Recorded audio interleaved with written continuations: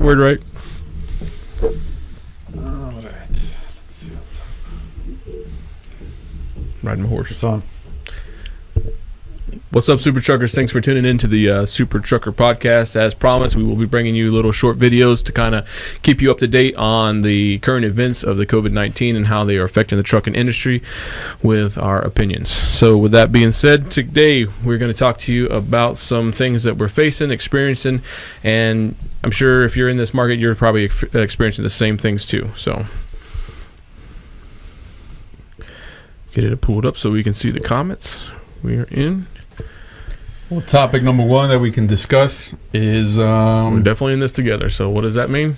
things that change. Things change for everyone. It's not just anyone specific. I'll kind of started off. Just took a couple phone calls this morning actually. Guys looking to move their trucks over and lease onto a different company. Some of the challenges that they're looking for is, looking for somebody who hasn't been affected by what's going on. And that's just simply not the reality because it's everybody. Even here, we do the best that we can. We push forward. Mike's going to share some information on that. But if they're going from dedicated work and an abundance of freight to another company that has the exact same thing, that's not gonna really happen. Some of these guys have mentioned that they've gotten lease addendums sent over to them where their rate has now dropped. If they were getting rate per mile, it's a significant drop in the per mileage, or even on the percentage side. I had a guy tell me his quick pay is no longer available to him, and again, that just shows you the chain effect of why quick pay wouldn't be available. It's just not that the company isn't willing to share, but it's happening. It means having cash flow in order to do something like that. Have you seen anything on your end? Yeah, most definitely. I mean, we obviously with the guys that are already on board, they're not coming from another company because of this. So some of the newer guys may be coming over because they experienced something either at the previous company or as they were trying to onboard. We talked about last week the delay. So then they found us and there wasn't a delay because a lot of people aren't putting people on. So as far as the guys that are already here, yeah, a lot of questions are arising. Is this normal? What's up? Can you help explain to me? So just educating them on the scenario of what's going on and letting them know that, no, you're right. Absolutely. 100% that we know of. I don't know any company right now that's immune to what's going on across America, and not including just the transportation industry. I mean, it's a big hit across the board to all industries. We talked about that a little bit last week too with the restaurants and everything. So a lot of questions, a lot of concerns, a lot of fear. So it's, again, just working extremely hard to stay professional, stay calm, staying focused, and getting their focus back on the end result, which is to continue to make money and take care of their family and their expenses. So just trying to push through that. Control yourself to focus on what you can control, not what you can't control. And again, reassuring them that, hey, look, you can check around. This is not company specific. This is nationwide. This is worldwide, actually. So it's not a company specific thing. So it's something that it doesn't matter. We have company drivers that we talked about this last week that own trucks that have them here. They're having struggles. We get phone calls from company drivers saying, hey, what's up? My stuff's changing. So there's a lot of different aspects of the industry that's absolutely being affected by it. 100%. Yeah, I think the toughest thing here is, again, decisions are being made based on the emotions. And the toughest statement that I usually don't know how to react to, I know what I want to say, but I know that nobody wants to listen at that moment in time. When you have an owner-operator who says, I'm done. If this is how it is, I'll be better off becoming a company driver. And again, becoming company driver, that's a living in a bubble type of opinion, because what makes you think that, the things that changed to you didn't change for the company that has these drivers. And, like if you as an owner operator working harder, sometimes a lot harder to meet your minimum demands, the driver at our company probably is not making the 65 or 75 cents anymore. No, and the thing to think about too that gets lost in the sauce when these emotions come up, in referring to what you were just talking about, is the owner operator actually still has the chance and the ability to do more.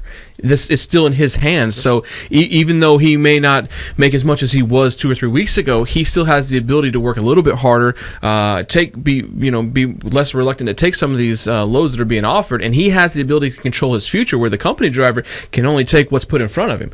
And if today we're eating chicken and you don't like chicken, well, that's what you're eating, because it's chicken or nothing at all. So whereas, at least with owner-operator, I got chicken, you want some beef, I got a little bit of options here. They're not seasoned, they're both going to be bland, but at least you can do something with them, right? I always go back to food. So no, seriously though, I think the owner-operator still has a chance to, which we'll be able to see once we talk about some revenue and so forth. They still have that in control, whereas a company driver is getting a letter saying, hey buddy, this is what your new RPM is, and that's it. Like it or don't like it. There's nothing you can do about it. And here's your load count. Today you're not working, tomorrow you will. And that's happening across the board. So a lot of people think that, let me just go be that company driver at a big name company, and that they are immune from that, and they're not. A lot of those guys who were doing those dedicated lanes and so forth are now doing something different. They're probably stretching out into different fields, but again, it's not consistent. It's up and down just like anybody else. So if you're looking for that consistency, I agree. I think that staying in the owner-operator world, maintaining that truck that you do have, protecting your business is going to be key to it, because you actually have more control of your outcome at that point than jumping ship and becoming a company driver somewhere. Well, and also, maybe going to the second point of today's topic, and talking about business recovery, if you're having hard time supporting your livelihood as an owner operator, no matter how bad it is, we're gonna get to those numbers in a little bit. We have a proof that it can still be done. Not as easy. You have to really put up a lot more work in it, but it can still be done. If you cannot make it as an owner-operator, remember of this one thing, as a driver. And again, remember, there is going to be no 65 cents on the table, and what mileage you're going to get, and all this other good stuff that some of you probably don't even remember times when the loads, when the drivers were getting paid 32 cents per mile. 32 cents per mile, 40 cents per mile, all that stuff. And if this is how bad it's gonna get, we're gonna go back to those days, and not because the companies are cheap, no, because that will be supply and demand, and that's how it's going to be. So you're gonna drop everything as an owner operator. You're gonna drop your truck. You're gonna go and try to make your livelihood as a driver. The chances are you will fail, or you will be, in order to keep it, working a lot harder and a lot more, with no say in the decision making, than when you were an owner operator. One of the biggest challenges that I have as somebody who was an owner operator, the sense of freedom and the sense of that I don't depend on nobody to tell me how much I'm worth. I make that decision. I can go out and make money, or I can stay home and be sorry about myself. Yeah. And once you're gonna put everything down, now let's talk about the business recovery plan. Yeah, you gotta understand there's got to be something on the other side of the hill. Right now you're just climbing the hill. You can't see what's on the other side of it, but there is going to be something on the other side of it. And if you all your decisions are based upon the extra efforts it's taking to climb that hill, you're making decisions based upon the now that are going to bite you in the butt later in the future. When you walk away from that truck, when you walk away from these things, and you tell the bank, hey, you can have it back, and then you're in this position, because like we were talking about company drivers, Scott left a comment that says company drivers not the answer. Companies are laying drivers off. The ones that are running are sitting excessively. So that's a big issue. So and it's like you have to make a decision right now, because 2 weeks, have come by where this has been the situation. 3 weeks ago, I can pull numbers. Everything was fine and normal. It's been the last 2 weeks where the rates have really been significantly affected for the majority of the people. I know there's going to be somebody out there that's done this and done that, and I get it, and congratulations, count yourself lucky. But for those of us that haven't, significantly the rates have been adjusted the last 2 weeks. How long is this going to last? No one's quite sure. But at the end of the day, it's not going to last forever. So you need to be positioned and prepared so that when you are on that other side and you're going downhill and things are more gravy, that you're able to not sit here and have to pay back all these things from the past that you just were dumping left and right. You're not going to get your name out of the mud. That's the problem. So I think a lot of decisions are being made that are irrational because they are based upon emotion. Fear is one of the biggest and most strongest emotions in the world, and it is conquering a lot of people right now.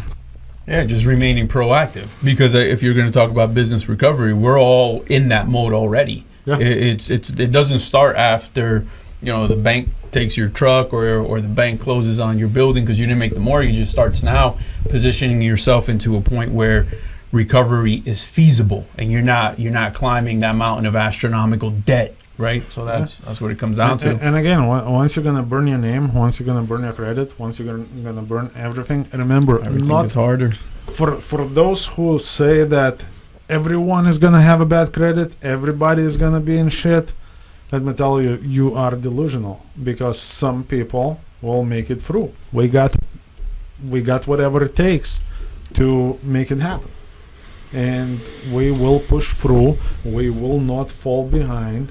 We will work harder for less to make it happen, and the price for all that is a better tomorrow, better opportunity when things are going to be better. Because the last couple of years, I think that I've seen plenty of advertisement, like, hey, just sign here and you can have this truck, or $2,500 down and pick one of the lot. When in 2008 it was a little bit different.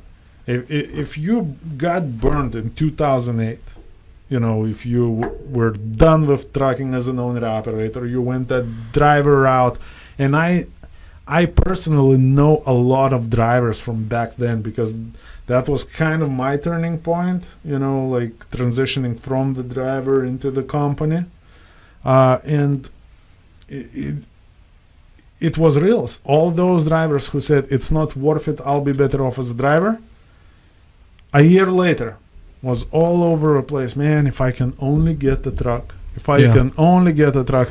And the only place to get the truck back then, at least in Chicagoland, was Compass Truck Sales. Hey, those guys will hook you up 25% down and 2-year payoff.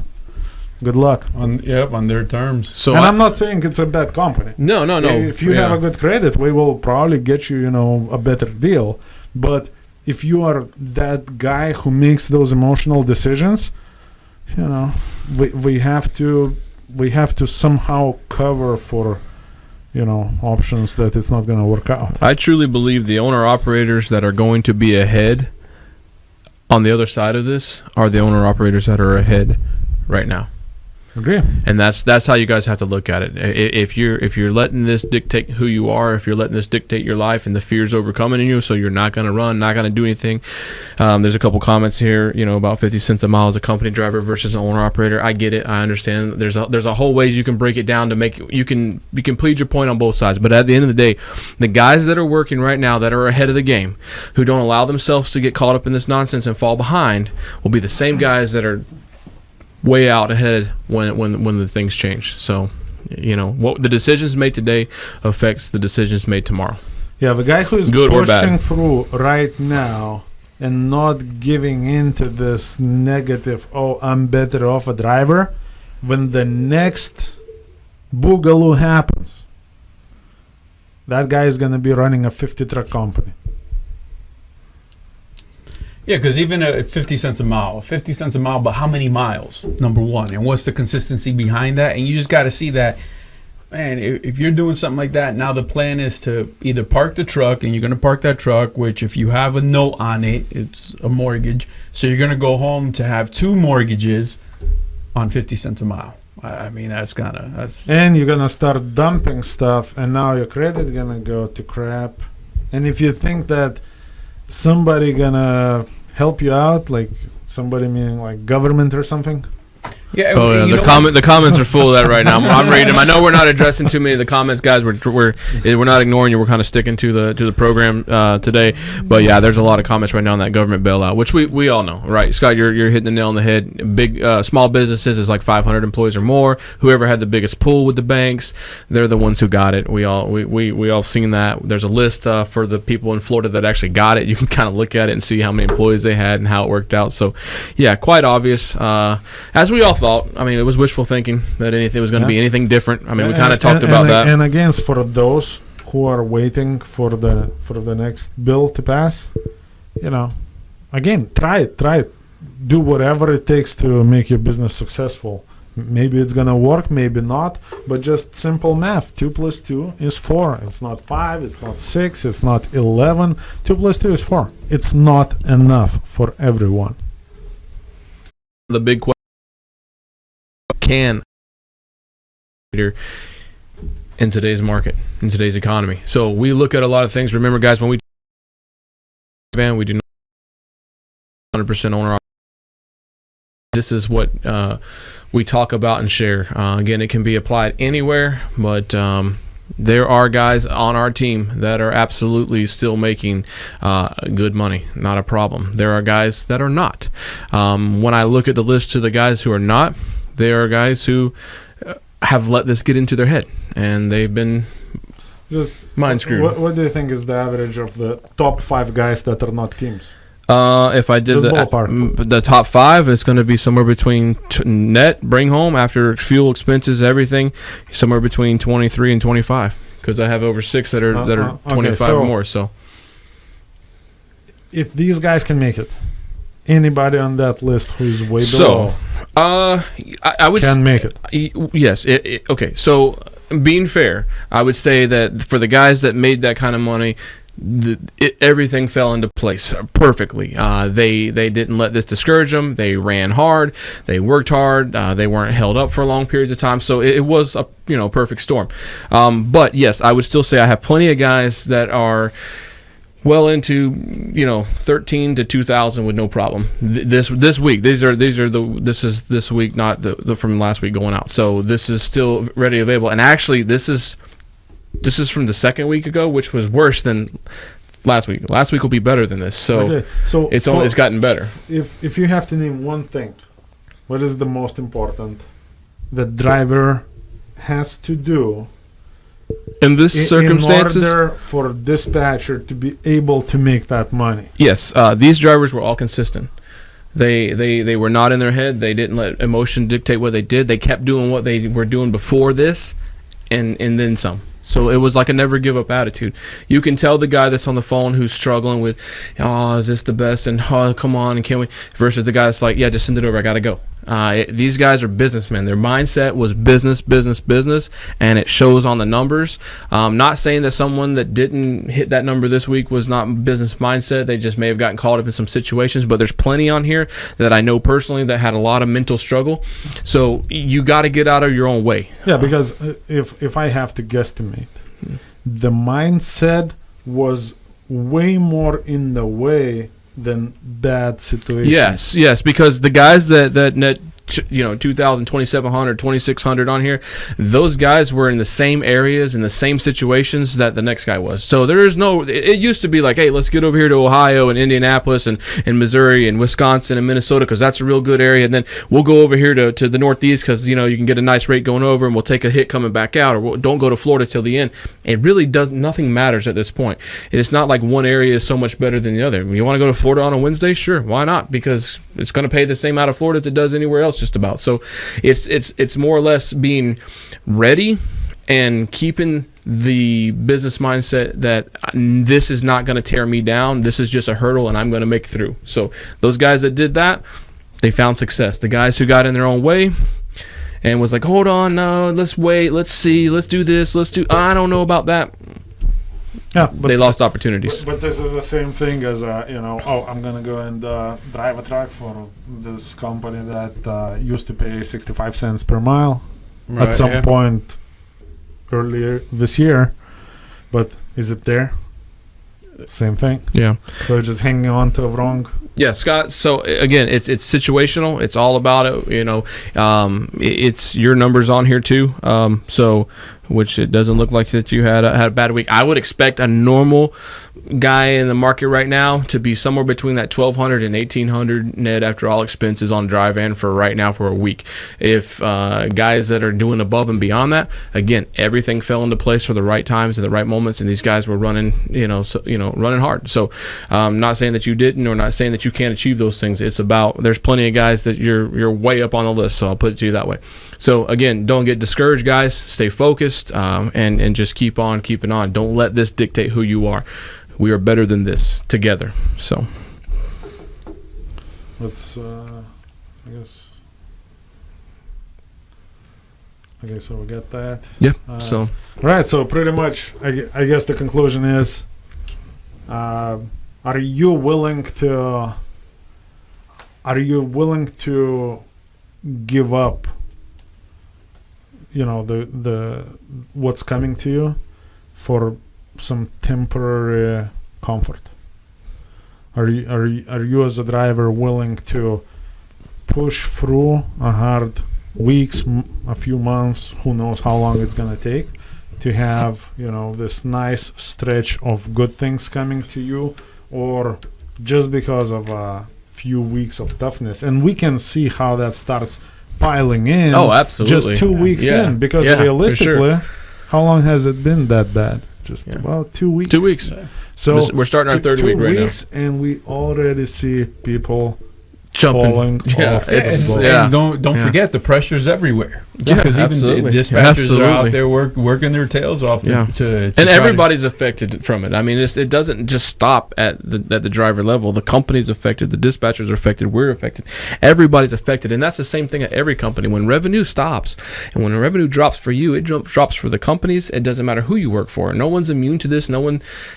At least, the majority of people don't have, this backup of millions of dollars to be able to sustain through this too. So we understand and we adapt. And that's what we're asking everybody out there that's watching this to do. Guys, it doesn't matter if you drive with our company or not. Forget all that. This is about you and what's best for you, right? So adapt and pick your priorities. And we can all admit here, I don't think any of us are standing here going like we don't understand the thought process and how easy it is to get discouraged right now. I get it, especially when, there was another comment, which we see a comment every single time about truckers being essential, but they're not being treated like they're essential. And we agree. I mean, we say, that's why we say thank you every single video. I made that video. I got so much slack on Facebook. but that's what I'm saying. So we say it. For us being essential, man. We say it, make people aware, but then that's it. That's part of, it is what it is. We're in this playground, so now that's it. If not, let's become cops. Like, if we want to be, essential all the time. If we want that gold star. I mean, let's make money for the family. That's what. Yeah, and is it fair? No, but life's not fair, so it is what it is. Let's end on this question here. Scott says, any guesses as to when things will start to open back up? I know it's not going to be all at once. Just asking for your prediction. Anybody have any prediction on that? I mean, I know we all kind of have opinions. Can you hand me that crystal ball real quick? Yes, it's right here. No one knows. I wish I knew. Hashtag boycott Publix. Boycott Publix. No. Don't boycott Publix, because there was a lot of mother effers who took it the wrong way. We took it as me bitching and moaning about me and about why am I not as important as cops and nurses. Fuck that shit, man. That's bullshit. That was never meant to be this. That was simple saying. The cop, the nurse, or anybody is no better than anybody else. How you tell me how the cop or a nurse is somehow morally superior than a fucking truck driver or a electrician or a dispatcher or you fucking name it? Yeah, because how did the mask? And this is not made for kids. How did the mask get to the hospital? How did the ventilators get there? So a lot of their... But man, those freaking people are delusional freaking jackboot lickers, man. Right. Way to go, Scott. I was trying to close this on a good question, buddy, and you had to write that. So you poked the bear, man. yeah. So we don't know. None of us know. Our fingers are crossed and hope that slowly the businesses will start to be allowed to be open starting next month. That's kind of seemed to be the plan, but it's a very slow plan with a lot of stipulations and regulations. It depends on how well they can ease that. But even when things, let's say by the end of May, if everything's back up and running, remember there's still going to be a delay. We're still going to be several weeks behind before things are able to start flowing. But hey, hopefully that will change in our favor, and the supply and demand will be there. There'll be a lot of extra freight that needs to move. So here is something that may potentially happen, because about 2-3 weeks ago I was about right of what's gonna happen now. Hopefully I'm gonna be right on the what's coming.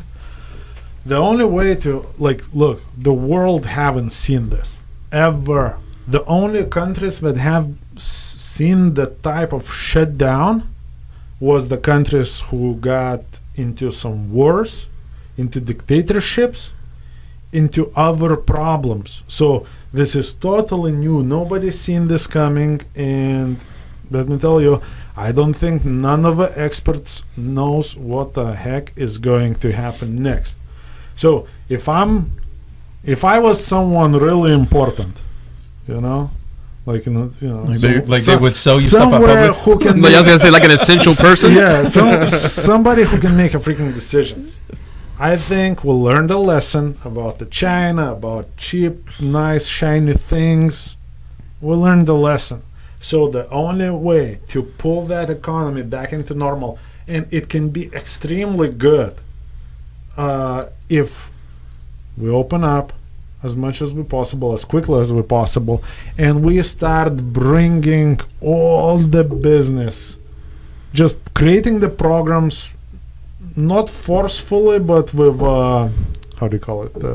create something for a business to come back here, like incentives. Incentives, yeah. So, and that will bring so much movement, and then all those guys who dropped the truck for 2 weeks, 3 weeks, a month of struggle will be biting everyone else's dust, kicking themselves in the butt, wishing we never done it.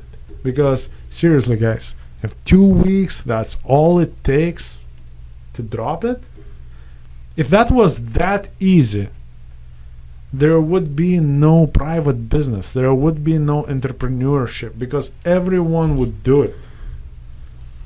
It's not easy. So just Pushville, make it happen. He said, "Preach on, Pastor Mike." So yeah, guys, we know we say it every time. You don't get thanked enough. Thank you for all you guys out there that's watching this. Share this with a driver. If you're not a driver, thank you so much for what you do.